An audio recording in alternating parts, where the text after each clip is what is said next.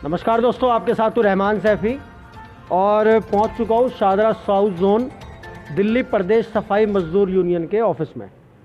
सवाल वही है जो चल रहा है कि कर्मचारी को क्या निगम प्रशासन भिखारी के मानित समझता है? क्या उसको एक तनख्वाह का अधिकारी था कर्मचारी, उसकी जो 3 तनख्वाह बकाया है वो कब मिलेंगी, आखिर क्यों नहीं मिली? मैडम, सवाल वही है, क्या निगम प्रशासन इस हीन भावना के साथ कर्मचारी को ऐसे ही देखता रहेगा? क्या कर्मचारी सिर्फ 3 तनख्वाह रुकने के बाद एक ही तनख्वाह का अधिकारी था क्या? धन्यवाद सैफी भाई। आप हमेशा समय समय पर हमारे कर्मचारियों की समस्याएं उठाते रहते हैं, उसके लिए एक बार फिर आपको धन्यवाद। बिल्कुल ठीक कहा है। अगर देखा जाए तो वाकई कर्मचारी एक भिखारी की तरह ही हो गया, लेकिन कोई बात नहीं, समय होगा। 10 साल का फैला हुआ ये रायता है जो शीला दीक्षित जी ये रायता बखेर के गई हैं, उसको समेटने में थोड़ा सा समय लगेगा और मुझे पूरा भरोसा है, क्योंकि हमारी भी ऊपर बात होती रहती है।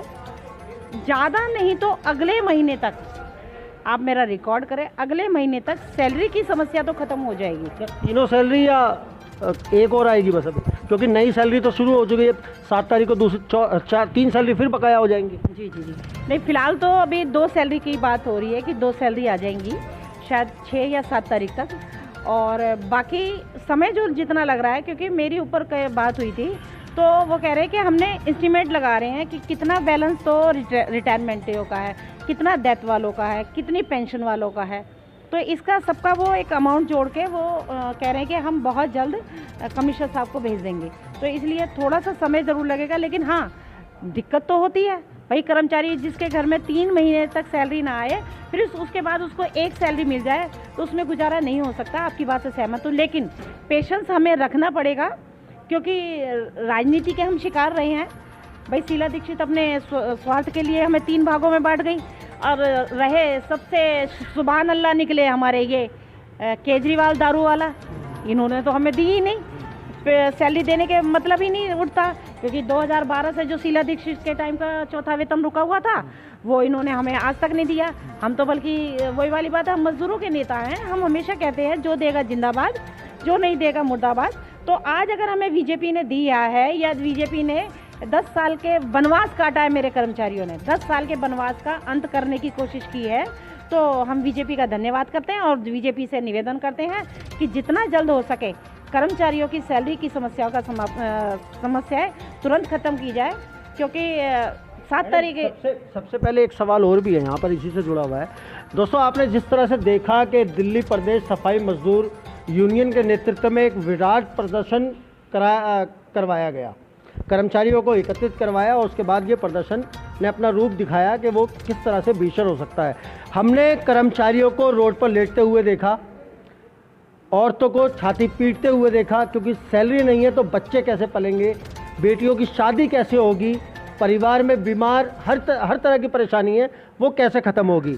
मैडम, एक प्रदर्शन इतना बड़ा करने के बाद तो एक सैलरी आ गई, क्या अगली सैलरियां अगर नहीं आई समय से तो प्रदर्शन क्या रूप लेगा अपना? होगा या नहीं होगा, या क्या रूप लेगा? सैफी जी, प्रदर्शन करना, धरने करना हमारा मौलिक अधिकार है, क्योंकि हमारे पास तो यही अधिकार। प्रदर्शन कर करके तनख्वाह कैसे ले सकते? ये काम तो आप भी 10 साल से कवर कर रहे हैं, यही तो काम होता रहा है। जब कर्मचारी सड़कों पे आता था और कूड़े के ढेर लगते थे, तो केजरीवाल जी हमें 100-200 करोड़ रुपया दे देते थे, एक आध सैलरी आ गई, फिर वो ये तो हमारी स्थिति 10 साल से हो रही है, तो ये तो झेल ही रहे हैं। लेकिन जहाँ तक धरने प्रदर्शन की बात है, तो क्या इसके अलावा हमारे पास रास्ता क्या है भाई? नहीं मिलेगा तो करेंगे, और करना भी चाहिए। और जहाँ तक अभी शायद आपको अभी जानकारी नहीं है, मैं एक और अलग से बात बता दूँ कि कुछ निगम के अधिकारी जो अभी नियुक्त हुए हैं, उन्होंने क्या कर रहे हैं, कर्मचारियों की हाजिरी चेक कर रहे हैं, जिसका मैं विरोध करती हूँ। मैं इसलिए विरोध करती हूँ, हाजिरी तो आप चेक कर रहे हैं, कभी जाके ये भी चेक कर लीजिए ना कि कर्मचारी बिना सैलरी के अपना घर कैसे चला रहा है। मैं बताना चाहती हूँ उनको। और 33 जो ना विभाग हैं एमसीडी में, 33 विभागों में सिर्फ एक सफाई कर्मचारियों को चेक करना, ये कौन सी जो ना दोगलापन है? तो मैं उनका घोर विरोध करती हूँ और बताना चाहती हूँ उन अधिकारियों को, या तो आप चेक करेंगे तो सभी डिपार्टमेंट के लोगों को की हाजिरी चेक करेंगे, अन्यथा उनका विरोध करेंगे। जो हमारे अधिकार में है, चाहे धरना हो, प्रदर्शन हो, हड़ताल हो, भूख हड़ताल हो, वो सब हम करेंगे। क्या अधिकारियों की मनुवादी सोच नहीं नजर आ रही इस पूरे मामले को लेकर? सच बात है, वाल्मीकि समाज के अंतर्गत आने वाले जितने भी लोग हैं जो सफाई कर्मचारी विभाग के अंदर जिन्होंने संभाल रखा है, खाली उन्हीं की हाजिरी, उन्हीं की सस्पेंशन, उन्हीं के सो कॉल्ड नोटिस इस तरह के जारी किए जा रहे हैं निगम के, और शादरा नॉर्थ और शादरा साउथ में तो खास तौर पर देखा जा रहा है ऐसा। नहीं, मैं सैफी जी मैं बताऊं, ये पूरी दिल्ली में इन्होंने ये नाटक कर रखा है। मैं आपको बताऊं, शादरा साउथ और नॉर्थ में तो अभी थोड़ा फिर भी कम है।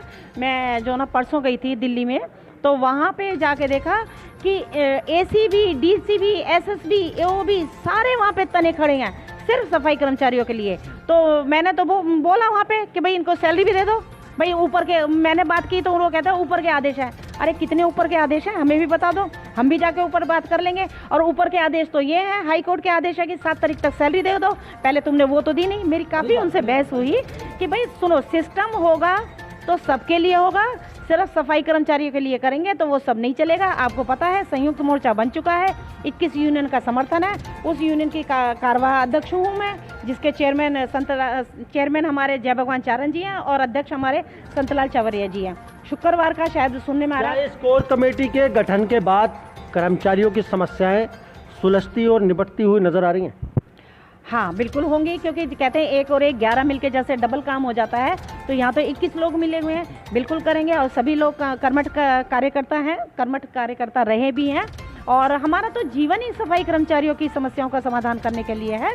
तो कोई भी हो, कोई भी अधिकारी हो, अधिकारी की बिना बात की मनमानी नहीं चलने देंगे। और कोई कर्मचारियों के लिए आप संतुष्टि भरा कोई बात कहना चाहती हैं जिससे कर्मचारियों को ये आश्वासन मिल जाए शायद उनकी परेशानियों के दिन अब रुक जाए, अब खत्म हो जाए? नहीं, अभी ये कहना तो खैर जल्दबाजी होगा, लेकिन फिर भी मैं थोड़ा कहूँगी कि धैर्य रखें। 10 साल का वनवास काटा है आपने, और 10 साल का वनवास काटने में कुछ ज़्यादा नहीं, मैं ये नहीं कहूँगी कि 10 महीने दे दो, ना 10 महीने अपने इतना हम में भी पेशेंस नहीं है।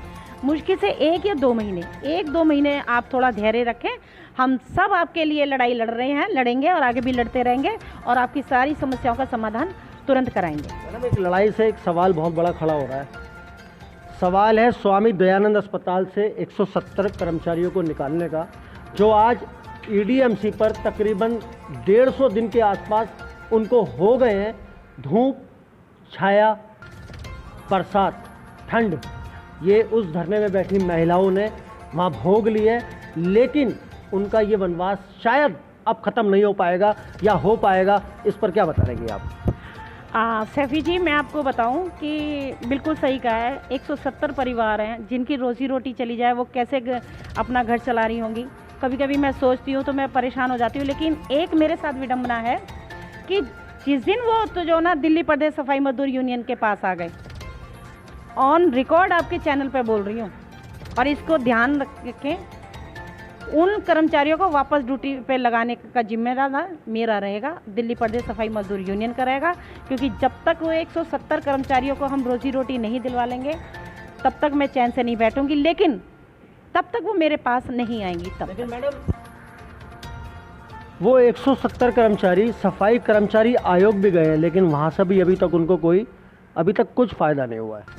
अपने अपने काम करने की क्षमता है, जिसमें जितनी क्षमता है वो कर लेगा। लेकिन मुझे अपने ऊपर थोड़ी क्षमता लगती है कि हाँ मैं कुछ कर सकती हूँ। कुछ नहीं, सारा कुछ करूँगी। मैं घमंड करती हूँ अपने ऊपर। और मैं जिस दिन वो कर्मचारी मेरे पास आ गए या दिल्ली प्रदेश सफाई मजदूर यूनियन के पास आ गए, उनको रोजी रोटी दिलाने के लिए वचनबद्ध रहूँगी मैं। तो दोस्तों, ये वो पूरी खबर थी जो आप तक पहुँचाई है। मिलते हैं आपसे अगली खबर में। जब तक के लिए जय हिंद, जय भारत, जय संविधान।